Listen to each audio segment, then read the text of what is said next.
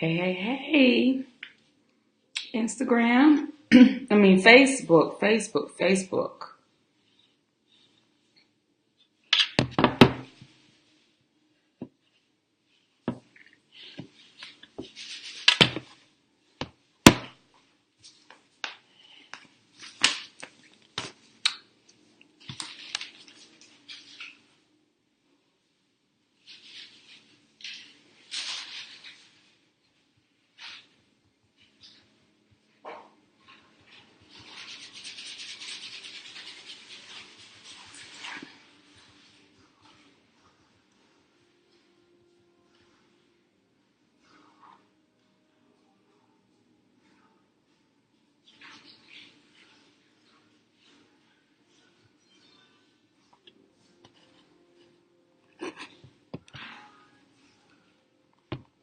Hey, hey, Instagram. Hey, Facebook.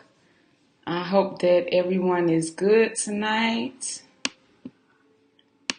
I know it's kind of late. I normally come on, especially on Facebook, I normally come on a bit earlier. Uh-oh. What did I do? Hey, V. I'm trying to see what I did on Facebook to do this. Okay, there we go. Hey, Instagram. Hey. Good evening. I did not mean to screen share. I started screen sharing on Facebook. Y'all forgive me. Still figuring out this new program, Ecamm. All right, let's go ahead and get started. If you're on Instagram joining me, good evening. Thank you. If you are on Facebook joining me tonight, good evening. And thank you. My name is Jasmine Womack, and I'm founder of Pearls of Power, and I teach professional women and mothers how to build their businesses and write their books and transform their lives from the inside out. Hey, Asia on Instagram. I want to, first of all, thank you for coming on with me at 10 o'clock in the evening. It's 10 p.m. Eastern right now. And I know it's a little late. I don't know what's going on with my lighting on Instagram. I know it's a little late, but I definitely want to thank you for taking the time out to be here and come and hang out with me. I'm trying to fix my clothes and everything. All right, so tonight we're going to just go ahead and get right into it. Instagram, give me 1 second. I want to make sure my camera's clean because it's looking a little murky. Okay. All right, so we're going to go ahead and get started. If you are joining me on Facebook, hello. And if you're joining me on Instagram, y'all, I do need some love. So if you're on Instagram, tap the hearts button. And if you're on Facebook, tap that little blue thumbs up to just show me some love before we go ahead and get started. Tonight, we're going to be talking about 5 keys to dating while single with kids. And just to let you know a little bit about my background, my 3rd anniversary is coming up, and that's one of the reasons why I'm kind of doing this live stream. And me and my husband and I, story is somewhat interesting. I met my husband at my old job. I was a teacher. I still teach, but I was teaching, and I met him at my old job because I taught his daughter, who is now my stepdaughter, who's now my bonus daughter. And so thank y'all for the love, Instagram. Thank you. And I never dated parents or anything like that. And so around the end of the year, he started trying to befriend me and show interest. And I was like, no, I do not talk to parents. And besides, your daughter is still in my class. And so he just wouldn't let up. And some things had happened between some people that we both knew, and we actually ended up becoming friends. We ended up connecting on social media on Facebook and became friends. And so he was trying to date me, and I was just like, no, I'm on a sabbatical. At the time, I wasn't dating. And so he was like, okay, well, when you get done with your sabbatical, I'll be here. But during he started dating somebody else, but during the whole time, we were still friends. Like, he wanted me to meet his girlfriend and all that kind of stuff. We were cool. They ended up breaking up. My sabbatical ended, and he asked me out to breakfast.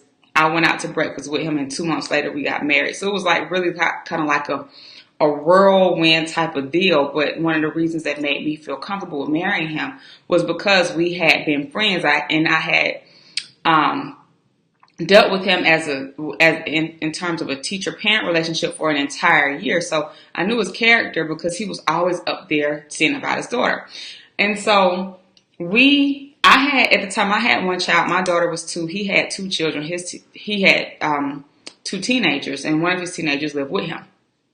And so we got together, we got married, and then we had a son together. So now we are a truly blended family of 4, and we will be celebrating our 3rd wedding anniversary coming up. And, it has been a journey. It's been a big learning experience, but it has been a blessing.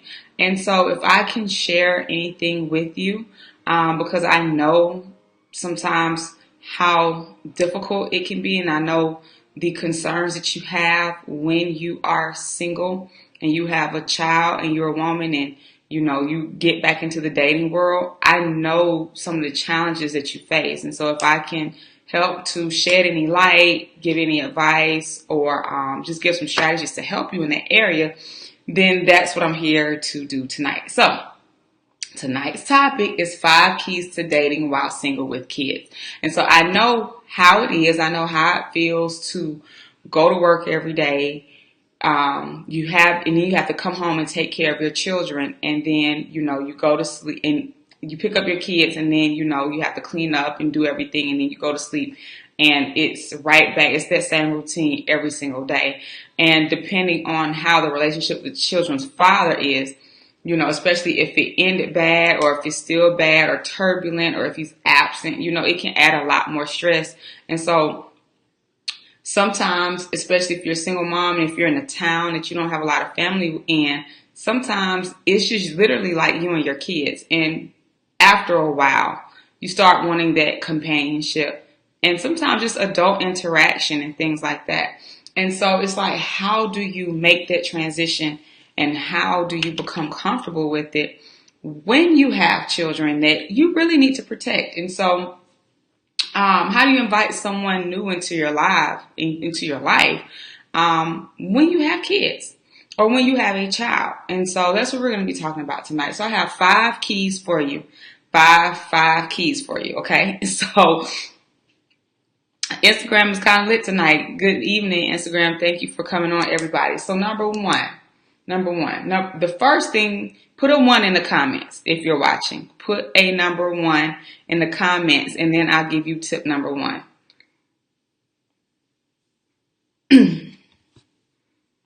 Hey. All right, y'all. I'm waiting for my number 1s. I'm waiting for my comments. I see the likes. I'm waiting for my comments. Hey, thank you, Kiba. All right. Hey, Theron on Facebook. All right, so number 1. The first thing you have to do is, thank y'all, because I don't like talking to myself, so I need to know that you are here with me tonight. So the first thing you need to do is have some standards. You have to set expectations. You have to set some standards, not only for yourself, but for the other person. And here's why. Especially if you have a history of failed relationships, then at the core of it, you have to look at what behaviors do you have, or what thought patterns do you have that have contributed to the type of people that you've chosen to invest your energy and time into, and what has contributed to the failure of the relationship. And so and this is something that I had to do to really change my dating pattern. I had to look at myself, because we can sit and point the finger all day at somebody else. But 9 times out of 10, there was some type of red flag that served as a warning that either we ignored because we chose to, or because we wanted to. You understand what I'm saying? And so the thing about it, when you have children, you are not just making choices for you. Whatever choices you make is going to affect your child and, your child's life. And even if you don't bring the person around, if you're going through something, if you start going through something with somebody and you start getting depressed about it, it's, stuff fall off, stuff is going good, and then it falls off. You don't think that your children are going to see your shift in emotions? You don't think that your children are going to sense that something's wrong with mom? So anything that you do is going to affect your environment and the people around you, specifically your children. So you have to set some standards. And some people may disagree with me, but I'm just like this. I'm 33 years old. I'm married now. But one of the things that I told my husband, like we started dating when I was like 30, 31. One of the things that I told him was that, look, I don't have time to waste. I would like to get married. I told him that up front. I was like, I want to get married.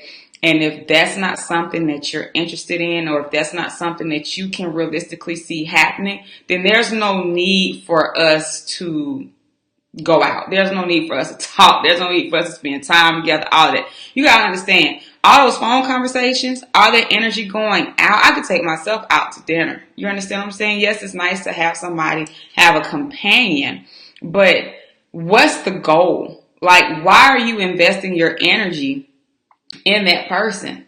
You always have to have, you should have some expectation or some standard and let it be known, or else you're just wasting your time, or else it's going to be 3 years, 4 years go by and you're getting older, and then when they dip, you have absolutely nothing to show for it because you didn't let your needs and your desires be known from up front. So that way, at least if you can see if they aren't interested, and it doesn't not necessarily always take a no, I'm not interested. Sometimes you'll have people that come out and say that. But a lot of times the no might come in some apprehension to answer. Sometimes the no might come in with a little bit of hesitancy. You understand what I'm saying? Sometimes the no might come with they're only just trying to get in your pants and nothing else. Like they're not really trying to give you any substantial conversation. They're really not trying to get to know you, your desires, your goals, your dreams. They're not trying to see how they can support you. They're just trying to have sex. And a lot of times, like, let's keep it real, ladies. You can tell what a man is about up front. It don't take all day to tell what a man is about. A lot of times you feel it. A lot of times you feel the vibe. A lot of times you already know what it is, but you choose to ignore it. You know what I'm saying? So establish those boundaries and set that standard up front so that you don't end up being years in, months in, and wasting your time. And if you, and y'all, I'm trying to lift my phone up on Instagram a little bit. So if you want to be married, let that be known. Don't not tell somebody because you're afraid of scaring them off. If you scare them off, then they won't for you anyway because you told them what you are about and they went with it. And so you have to be glad. You can't be like, oh, he's left. No, be glad because you just dodged a bullet. Be glad because you just dodged a bullet. So let your expectations be known up front, okay? And I would say make a list of non-negotiables. What is your list of non-negotiables that no matter what, you're going to stand by? No matter what, you're not tolerating certain things, and no matter what, you're standing on your principles, like you're not bending for them. And stand by it. It's too many of us that's operating in desperation these days, not really communicating what it is we truly want because we're afraid of rejection. If you communicate what you truly want, what's in your heart of hearts, and they say that they're not with it, you have to be okay with them walking away because that means that that's not the person that God has for you. Dope It's Wit says, what if they know, but they stay to worry about the now, taking it day by day? You have to decide whether or not that works for you. You got to decide whether or not that works for you. Because at the end of the day, you got to understand, we give our power away so much, but we the ones with the power. You get to choose. You get to choose. When a man proposes, he says, will you do the honor of being my wife? And it's a role to fill. Do you understand what I'm saying? You get to choose whether you say yes or no. So you get to choose whether or not you allow a man in between your legs. You get to choose whether or not you allow a man the time of day, your conversation, your energy. You get to choose. The power is in your hands. The power is in your lap. Do you understand what I'm saying?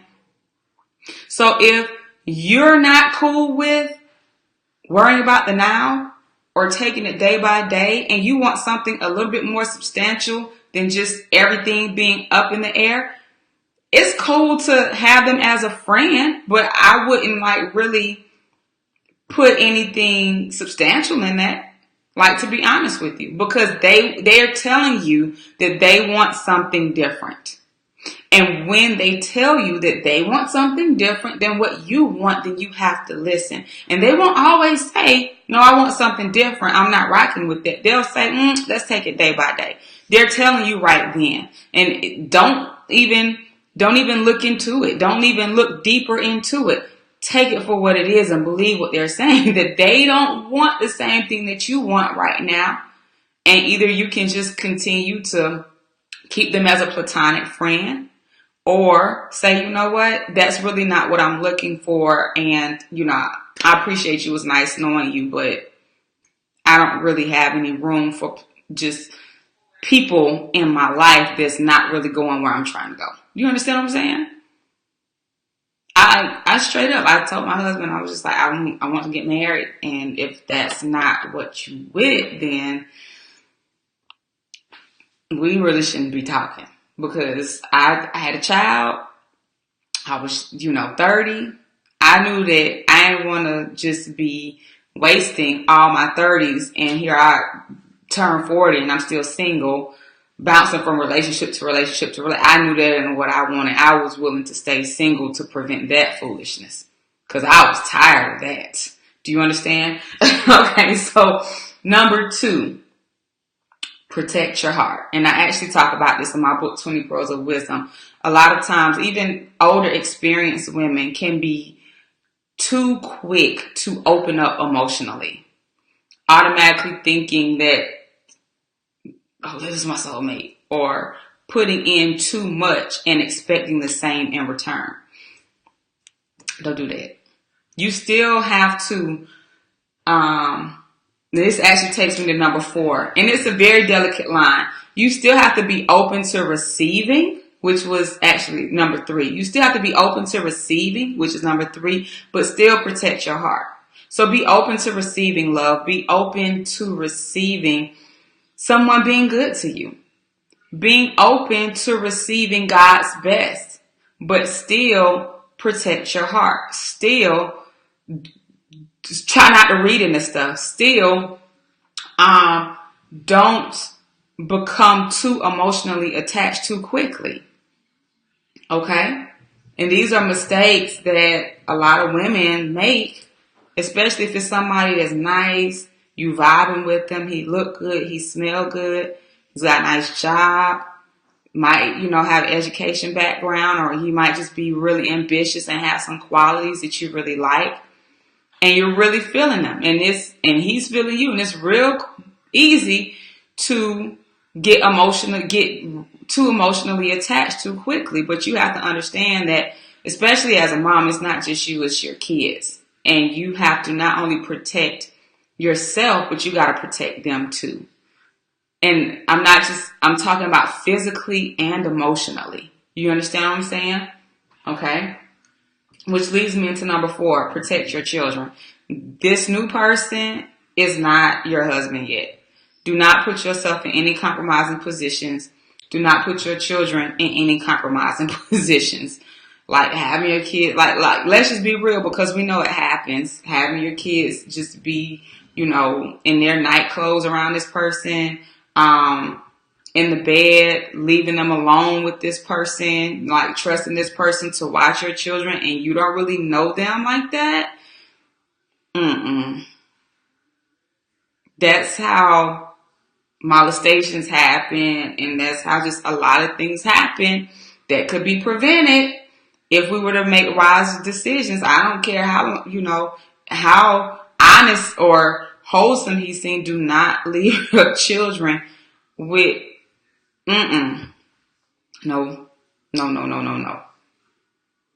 Like, I wouldn't even, you have to be very careful with, especially if your kids are small, with when you even choose to bring your child around somebody, or if you choose to bring them around at all. Like, if the relationship isn't serious and you don't have a a ring on your finger or close to it, I wouldn't even like really be bringing my child around somebody like that, to be honest with you. Because what you don't want your kids to see is man after man after man after man.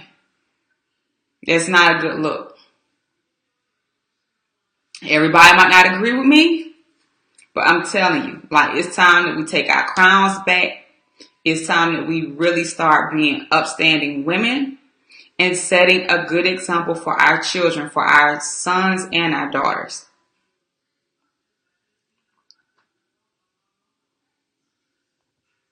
So, yeah, I don't know what happened on Instagram.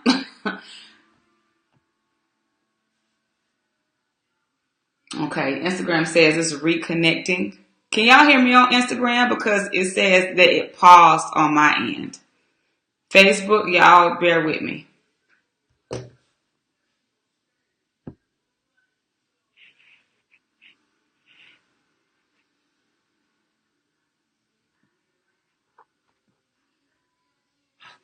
Y'all, Facebook, bear with me. I got kicked off Instagram. I don't know why. Okay, Instagram. Wait for it to load back up because I straight got kicked off of Instagram.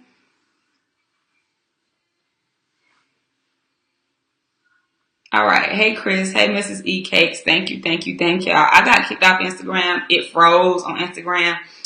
I'm not sure why. Okay. Hey. All right. So I don't know, Mrs. E Cakes. It just told me that there was a poor connection and it froze, and it was just saying reconnecting over and over and over again. So I ended it and started a new one. So I don't know what happened or why.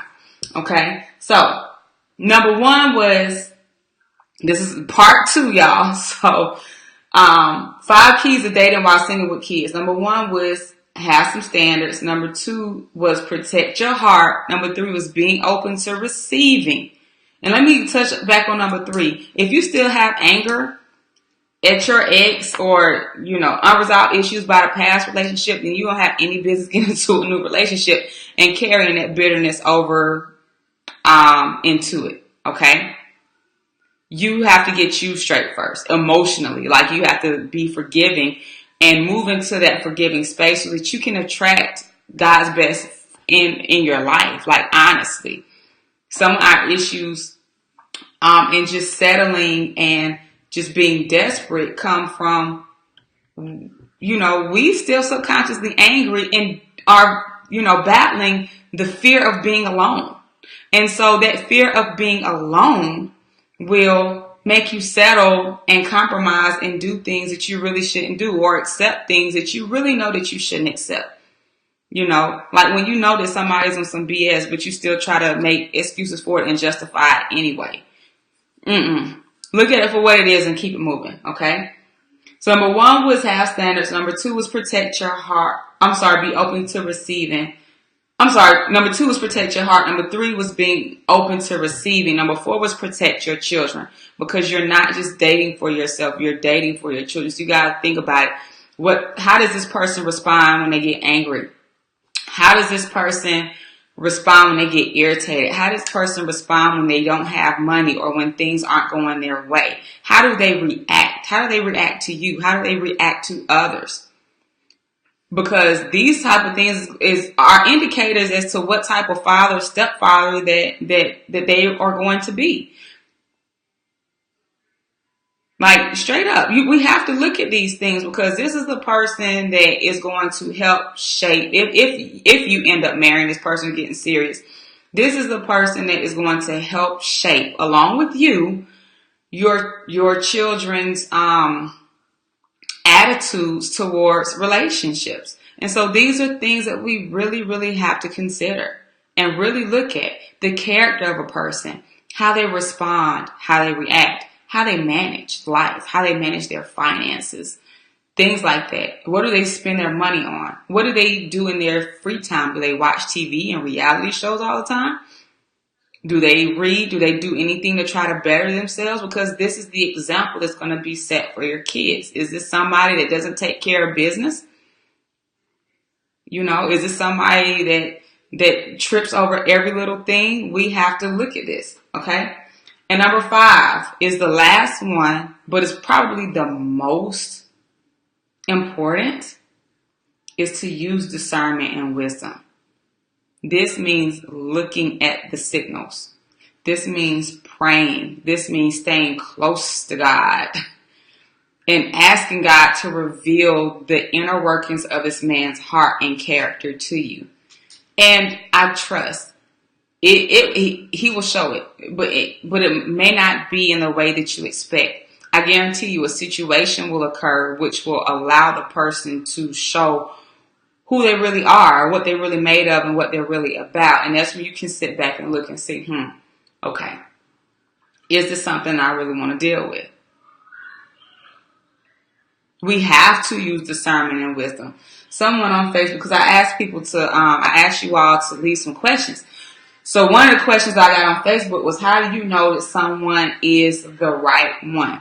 Something my aunt told me a long time ago, several years ago. She said, if you have any apprehension in your spirit at all, don't do it. If you have any apprehension, any feelings of maybe I shouldn't, or any feelings like in your gut that's kind of feeling weird, kind of feeling off, listen to that feeling, because that's your intuition. That's God speaking to you. Okay? Now, I can't speak for everybody, but how did I know my husband was the right one? You gotta understand, I was tired of doing the same thing the same way and getting the same results. I was tired of doing things my way and then the relationship just totally crumbling. So I went on a dating sabbatical. I didn't date romantically. I didn't talk to anybody of romantic nature on the phone. And my husband, he was, just a friend. At the time he told me that he wanted to date me, I was like, I'm on a sabbatical right now. I lived like for 9 months. I did a sabbatical. I was abstinent. I wasn't entertaining male suitors of a romantic nature. I didn't go out on dates. Literally, like, I was grinding and focused on building my spirit and improving my life. And I kind of just stopped thinking about it after a while. And when I stopped thinking about it, it came. But I spent all that time really building my relationship with God. So when I went out to breakfast with my husband, and when he was in my life and like really started courting me, I was in prayer about it. I was like, God, show me the character of him. Show me his heart. Show me what he's about. Show me if this is somebody I should invest time and energy into. Do you understand? So that's knowing somebody is the right one. That's going to come from number 5, being a discernment, having that spiritual relationship with God, and using discernment and wisdom. Does this person fit into your life? Do they make decisions that's in your best interest and in your child's best interest? Or are they selfish? My husband, like, for instance, case in point, when I was on my sabbatical, there was another person that was trying to talk to me, right? And so he was always trying to spend money on me. He was always trying to take me to these expensive restaurants and stuff like that. And I was like, no, I'm on a sabbatical. I'm abstinent right now. I'm trying to focus on this. The first thing he used to do was try to tell me why I was wrong. Why are you doing that? You already have a kid, because I was divorced. You already have a kid. The Bible never says, he said the Bible doesn't. He started debating me about what the Bible said in regards to being abstinent and stuff like that. And basically, I told him, I was like, look, this is something I'm doing for me. We're not even together. We're not even rocking like that. We just cool. I'm like, so you can't even support me in something I'm trying to do to better myself? That tells me a lot about you. You understand what I'm saying? Where on the other hand, the guy that I'm married to now, he was like, you gonna take a sabbatical? Okay, I support you in that. I'll be here when you get finished. Boom. He was there when I got finished. Wasn't no stress, wasn't no question, wasn't no debate, nothing. I know that if I would have tried to rock with the other guy, my life would be a living hell, and I probably would not be doing the things that I'm doing now. Because he didn't even support me in something I was trying to do for me when we weren't even together. That's what discern. But he had money. He was always trying to wine and dine me. So you gotta look at. You can't give up. You can't. You have to be willing to. Like, some of us, will take the snacks but give up the whole meal. Do you understand what I'm saying? Like, you look at all this stuff that looks shiny, he promising me trips. Oh, he give me designer bags, and he gonna take me to this restaurant, and he seemed like a good guy. He can sing. He go to church, X, Y, Z. But yeah, all this external. What about the internal? Is he making decisions, or is he supporting you, or is he making decisions that's in your best interest? These are all things that we have to look at. So I knew that he wasn't the right one, because he was being really selfish with his decisions. So these are the things we have to look at. So that's where using discernment and wisdom come in at. Number 2, and I'm going to come back to your questions on Instagram, because I see some people dropping questions on Instagram. Okay? Number 2 was, can someone truly love your children like their own? And the answer is yes. I had a stepdad. My dad married my mom when I was 3 years old. And my dad, I refer to him as my dad because he was the only dad I ever knew. He treated me like his own, still does. There is no differentiation. My husband now treats my daughter, remember I said I had a daughter when we got married, treats her like his own. They go on daddy-daughter dates. Like, he has a 17-year-old daughter too. He takes on daddy-daughter dates, but he does daddy-daughter dates with my 5-year-old too. He takes her shopping for clothes. He reads the Bible with them and teaches them, just right from wrong. Yes, but you have to put yourself in position spiritually to be able to not only attract, but to be open to receiving someone like that. You understand what I'm saying? Now, I'm going to be honest, did I see all of that in the beginning? I saw that he cared for my daughter in the beginning. I saw that my daughter loved being around him. And pay attention to your kids, because kids pick up on vibes. There was someone else that my daughter had met, and she did not like him. She didn't want to go to him, nothing. She never smiled around him, nothing.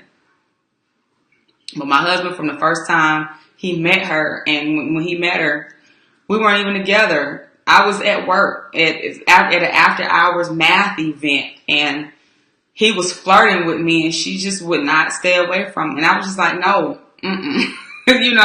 but pay attention to that. But yeah, someone truly can love your children like their own. They can. Yeah, they can. Okay.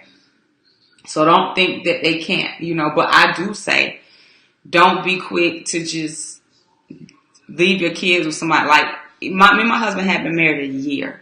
Literally, I think we had been married a year before I let him take her to school or something like that, like straight up. Because I wasn't playing. I love my husband, but I wasn't playing those games because, anything can go. You understand? Number 3. Somebody said, what if it's been just you and your kids for so long, and the kids now prefer it to stay that way? I think that you have to really have a conversation with your children, especially if they are older, because mom has to have a life too. Because the kids are going to get grown, and the kids are going to move on, and mom's going to be left by herself. And so I think that there's a fine line, but I think that the communication definitely has to be there. I can just speak off of my experience. My husband had teenagers, and it was a learning experience, especially one of the teenagers I used to teach. You understand what I'm saying? Like, it was an adjustment for everybody.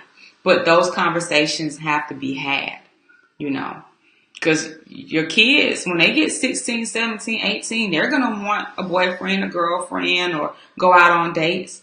And so you have to have that conversation with them and just be honest.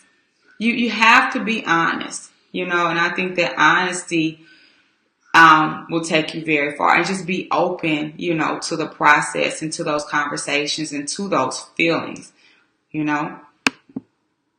Luckily, my daughter was 2, so my daughter wasn't really talking yet. But it was different on my husband's side because he had teenagers. And so those conversations he had to have those conversations with our children. V says on Facebook, and I'm coming to Instagram because I see y'all with some questions. On Facebook, V says, what about when people say mom and dad should stay together for the kids? These are just my opinions, y'all. This is not law, but I think that, is it something that mom and dad can work out? If it's something that mom and dad can work out, then mom and dad should work through it and stay together. Now, if it's something that mom and dad can't work out, and mom and dad have been sleeping in separate rooms, and mom and dad living separate lives and seeing other people, then mom and dad need to call it quits. Because if mom and dad are holding on, or if there's like some type of abuse or something, and mom and dad are holding on for the sake of the kids, you can actually do more damage to the kids together in those type of situations than you would if y'all were to actually split. It would be tough to split, but they'll be okay. And it's better to do it that way than to stay in a detrimental or dangerous situation, to be honest with you. If it's something that you can work through and y'all go to counseling and you guys do your due parts and you forgive and you work through it, then yes. But if neither party is willing to change, neither party is willing to budge, neither party is willing to get the help and assistance, or if there's a situation with domestic violence and y'all just trying to stay together for the kids, no. I'm not an advocate. I'm not. Because it's just not a healthy environment and it's not a healthy situation. Okay, I'm over on Instagram now. I'm still on Facebook. But I've seen some people asking some questions. Goddess Effect. Do I believe in soulmates? Goddess Effect, if you're still on, what do you mean by a soulmate? Like, do I believe that there's this one person in this whole wide world that's meant for you? I can't say I do. I can't say I do. I can't say I do. I can't say I do. Because you gotta understand, somebody that you think is your soulmate when you 18 might not be your soulmate, when you're 35. People change. People go through things. People go, like your priorities change. All kinds of things, I think that sometimes a soulmate, like, I'm going to be straight up honest with you, and this is no offense, but I think that's that fluffy stuff that gets people caught up. No, it is not about a soulmate. It's about, is this person living a life that's honorable to Christ? Is this person's character good? Does this person have integrity? Would this person be good to you? Would this person be good and fair to your children? Does this person make decisions in your best interest? Those are the things we need to be looking for. Not getting caught up on how somebody make us feel and whether or not we think that they're a soulmate. What's their character like? How are they responding when they get angry? How are they managing money? Those are the type of things that's going to sustain and make and break a marriage. And so you should have a goal. Like,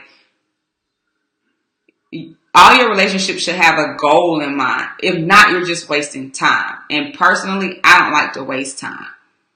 So what's your purpose with the relationship? If there's no purpose, then why are you in it? And these are things we have to ask ourselves. Okay? All right, y'all. This went way longer than I anticipated. I only planned it to be for like 10 minutes, and I've been going about 40. So, if you are watching the replay, if you have questions, just shoot them below, and I'll come back on later. And other than that, I want to thank y'all for tuning in. If you're on Facebook and if you are on Instagram, thank you for rocking with me tonight because it's late on a Thursday night. And I will talk to y'all later. Have a good evening. Bye-bye.